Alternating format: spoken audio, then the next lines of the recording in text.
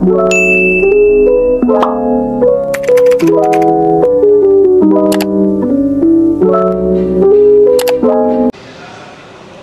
hi guys, this is Christine again from Mitsubishi Abad Santos, Manila.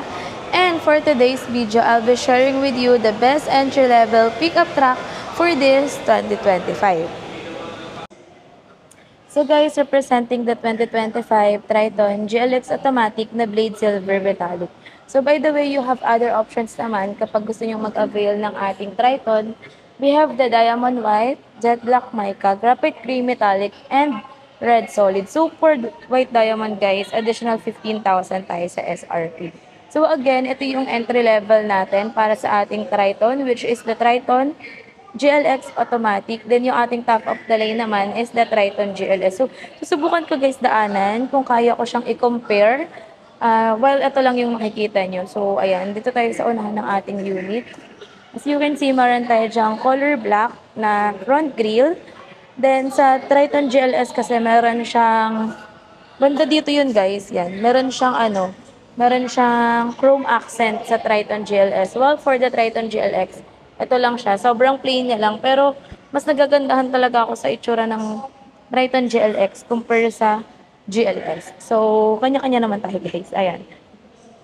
Pagdating naman sa lighting system, we have dito position lamps. Naka-halogen yung ating headlight. Then, halogen din yung fog light. Pagdating dito sa side, we have 18-inch na silver alloy wheels. So, yung size niyan is 265/60 R18. Then, pagdating sa braking system, we have ventilated this sa front and leading and trailing drum naman sa rear. So, dito naman sa ating side mirror, yan, naka-chrome siya with LED turn signal light. Tapos, meron din tayo ditong chrome na door handle. So, hindi siya naka-keyless operating system compared with the GLS variant. Pero, meron pa din naman siyang remote key. So, pwede nyo pa rin siyang i-lock and unlock. So, ngayon kasi naka-display ito sa showroom namin. Kaya wala akong hawak na remote key. So, ito yung dashboard ng ating Triton GLX. Sobrang simple niya lang, pero still, it serves its purpose. So, later papakita ko sa inyo guys kung ano-ano ba yung mga function ng ating makikita dito sa ating dashboard. So, before that, dito muna tayo sa driver side. So, medyo naging controversial yung lock ng ating bagong Triton kasi ayan, binalik daw siya sa pagiging old school. Pero kayo guys, what can you say about this? So, again, dito sa driver side, naka power windows with central door lock na tayo. And yung controls ng ating side mirror, nandito na din. Pagdating dito sa loob, simulan natin sa kanyang seat material. Naka high quality fabric seat material na siya guys. Then, ayan yung design ng kanyang stitching. And by the way, naka 6-way manual adjustment yung ating seat. So, ayan, pwede niyo po siyang i-adjust if ever. Tapos sa guys, sa passenger side, 4-way naman siya. Dito naman meron tayong headlight leveler, even base variant, and yung adjustment ng kanyang lights. Then sa steering wheel, tilt and telescopic siya. So ito po yung lever, pwede niyo po siyang i-adjust. Depende po sa preference niya. Ayan guys. Pwede niyo siyang i-pull, i-push down. So ilalak niyo lang po dito siya. Ayan. Sorry guys, one-man team. So, dito naman tayo sa loob. Pagdating dito sa loob, you have 3-spoke leather wrap na steering wheel.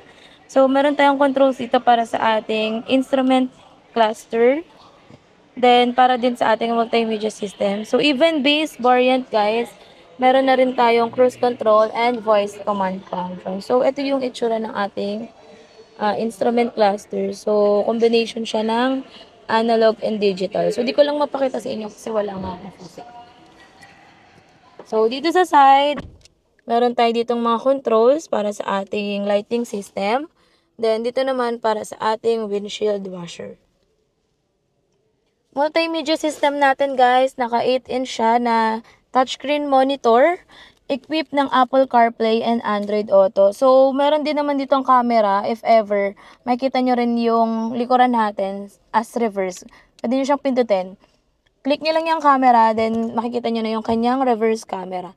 So, wala lang siyang 360 camera, guys, compared with the Triton GLS. Pagdating sa air conditioning, it is also equipped with Apple CarPlay and Android Auto, guys. So, ayan.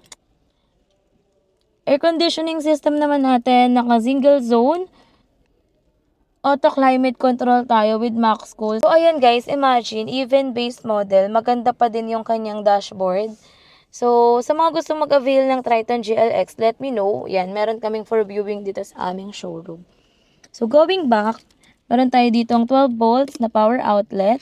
And meron din tayo ditong USB port, USB Type-A, and USB Type-C and USB Type-A. So, dito meron tayo dalawang, what do you call this? So, ayan, meron tayo dalawang storage, pero pwede dito sa itaas and dito sa kanyang glove box. Ayan. By the way guys, Triton natin is a 6-speed automatic transmission. So, ito, meron tayo ditong dalawang cup holders. And this one, meron din naman tayo. Ang kinaibahan niya kay, kay GLS. Si GLS kasi, meron na rin siyang wireless charging. So, etong ating Triton GLX, wala. So, yan. Check lang natin. Sobrang quick lang naman ito. So, yung mga ilaw. Hi guys. Ang init dito. So, tara labas tayo. Check natin sa second row.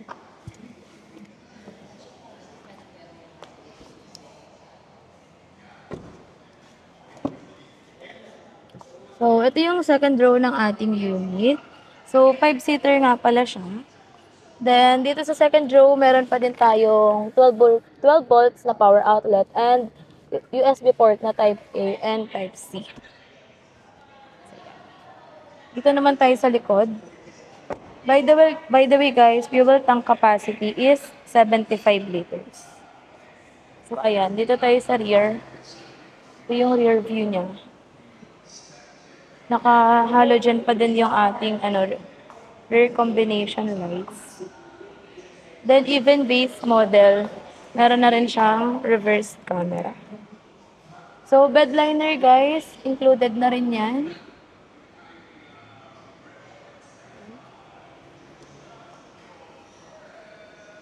So ilalagay ko dito sa screen yung payload capacity.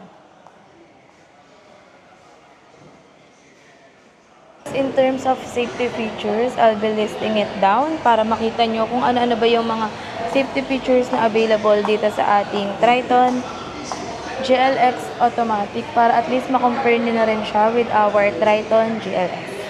By the way guys, yung engine pala natin is a 4N16 2.4 liter turbocharged direct injection diesel Euro 4 compliant. So, diesel po yung ating Triton variants. So guys, pag-usapan naman natin kung magkano ba yung presyo nitong ating 2025 Triton GLX Automatic, and isisingit ko na rin guys yung prices ng other variants natin when it comes to Triton. So syempre simulan natin sa ating Triton GLX manual transmission. It retails for 1,351,000.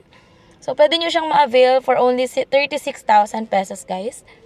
Then for the Triton GLX Automatic, which is yung pinapresent ko ngayon sa inyo, 1,423,000 yung kanyang SRP, and for as low as 35,000 all-in down payment, pwede nyo na rin po siyang makuha. So yes guys, you heard it right, for as low as 35,000 magkakaroon na po kayo ng inyong brand new pickup truck. So next naman is yung ating top of the line for the Triton GLS Automatic. It retails for 1,630,000. So lahat ng binanggit ko guys is 2025 na. So, ayun guys, para sa nagtatanong sa Triton GL 4x4 manual transmission. So, yes guys, available naman siya. So, iilan lang kasi yung nag-i-inquire nun, pero share ko na rin sa inyo. Yung SRP niya is 1,157,000. So, kung gusto niyo siyang i-avail through in-house financing or cash payment, let me know. Pwede niyo pa akong i-message sa aking mga contact numbers na indicated dito sa screen para mabigyan ko kayo ng computation. So, when it comes naman sa exclusive freebies, guys, ano-ano ba yung mga exclusive freebies na pwede nyo ma-avail kapag kumuha kayo ng ating Triton GLX Automatic? Syempre, hindi mawawala dyan dashcam, rain visor, Bosch Europa horn, deep dish matting, car care kit. So, di ba guys, may nakita nyo yung Mitsubishi na naka-emboss doon sa ating hood kanina. So, bibigyan ko kayo ng emblem nun para meron kasing chrome and black na emblem doon. bibigyan ko kayo nun. So, meron pa tayong, ano pa guys, sobrang dami. Car care kit, muffler tip, leather seat cover, bibigyan ko kayo since yung Triton GLX natin hindi pa siya naka-leather seat cover. At marami pang iba guys. So yung mga basic na items, hindi ko na ibabanggitin pero ililist ko na lang dito sa screen. Para at least makita nyo kung ano-ano ba yung mga pwede nyong ma-avail kapag kumuha kayo sa akin ng Triton. Siyempre, for the Triton GLS and the Triton Athlete, iba din yung mga exclusive freebies or yung set of freebies na maa-avail nyo. So, if ever na gusto nyo mag-avail ng mga unit na yun, guys, let me know in the comment section or direct message nyo po ako sa aking Facebook account, Christine Salazar Olimba, para mabigyan ko kayo ng quotation. So, if ever na gusto nyo ng higher down, para mas mababa yung monthly amortization, let me know, pa-quote lang kayo sa akin. Mas maganda kung pwede nyo na pong isend sa akin yung specific unit, color, kung may prefer kayong down payment or yung standard down payment namin, or kung meron kayong monthly amortization na inaay para mas mabilis po ako makapagbigay ng computation. Also guys, kindly include your location kasi meron po tayong mga minimal bank out of town charge if residing po kayo outside Metro Manila. So, ayun lang guys. If you have any questions or concerns regarding with our Mitsubishi units, please feel free to message me in my contact numbers indicated dito sa screen or kay Joey Boy Palaboy.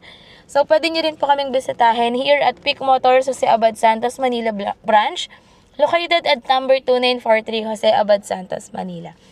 So, again guys, this is Christine Salazar, your sales executive here in Peak Motors Jose Abad Santos, Manila Branch. Thank you so much for watching guys. See you in my next video. Bye!